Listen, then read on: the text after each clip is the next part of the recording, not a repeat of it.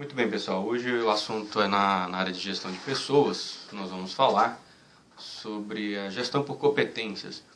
E no primeiro tópico que nós vamos tratar aqui neste vídeo, falar um pouquinho sobre a atualização, né, a atualidade da gestão de pessoas, se realmente mudou, se não mudou, e falar também sobre um assunto que veio exatamente com essa mudança no jeito de falar, no jeito de se fazer gestão de pessoas, que é a questão de tratar a subjetividade das pessoas.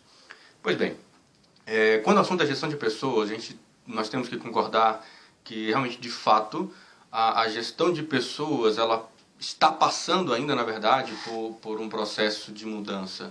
Né? Eu acho que vivemos um momento histórico de grandes desafios para todos os administradores e principalmente os novos gestores de pessoas, que é realmente fazer essa gestão contemporânea, contemplando exatamente o que se tem de novo, né? O que se tem provocado pelas mudanças.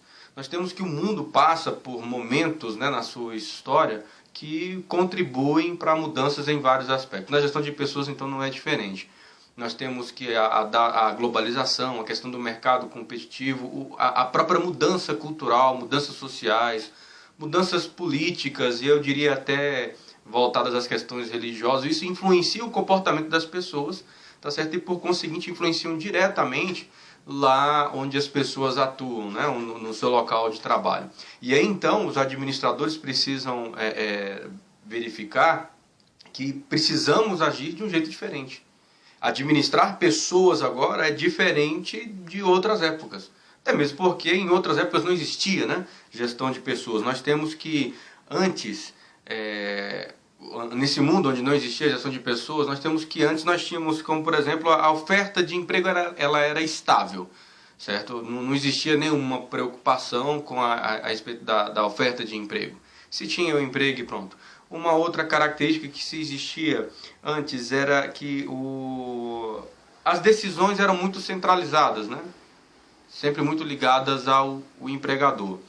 E se dava muito valor ao capital, vamos dizer assim, ao que se tinha de máquina, ao que se tinha de equipamento. Hoje não, hoje a situação é diferente. Hoje o valor maior está no conhecimento, no que as pessoas têm realmente de conhecimento. Ou seja, o valor hoje não é mais tangível, e sim intangível.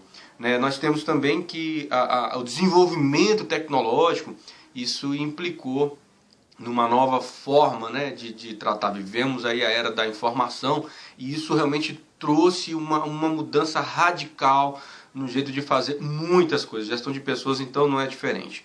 Tá certo? E com essa situação, nós temos que entender que o próprio o ambiente, né, das organizações, eles tomaram uma proporção melhor, começaram a ser mais influenciados por questões externas. Então, a economia de um outro país, as questões sociais de um outro país ou de uma outra região começaram a influenciar a minha empresa. Então, veja só como que os administradores também tiveram que acordar, né, para essa situação. E a gestão de pessoas não é diferente, porque a gente sabe que o ser humano ele é tendencioso. Ele tende a se comportar como os demais.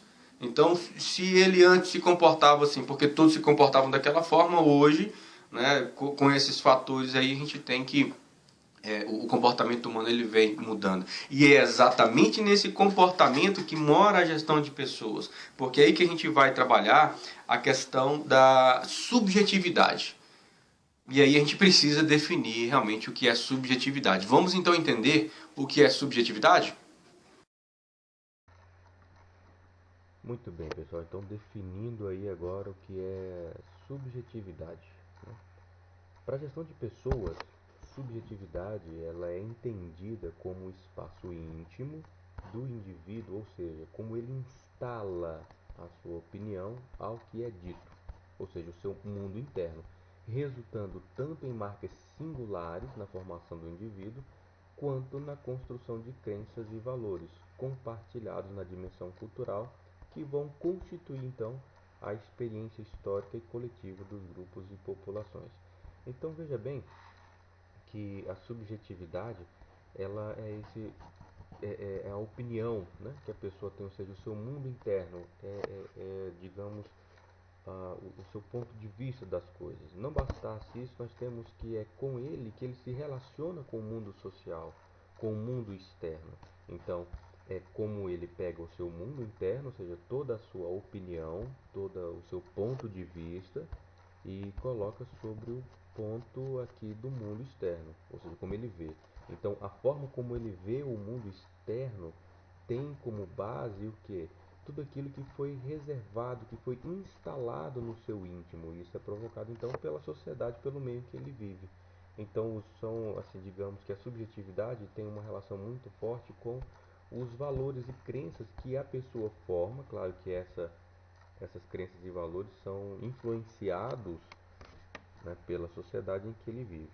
E ainda temos que tudo isso resulta o quê? Tanto em marcas singulares, né, na formação do indivíduo, quanto na construção das crenças, só reforçando o que foi colocado aqui acima. Então nós vamos ver que essa subjetividade forma não somente o ser, mas vai formar o quê? Os grupos e as populações. Né? Da mesma forma que está aqui, e só reforço o que está aqui, é só para reforçar o resultado, né? O resultado desse mundo interno com esse mundo externo, ok?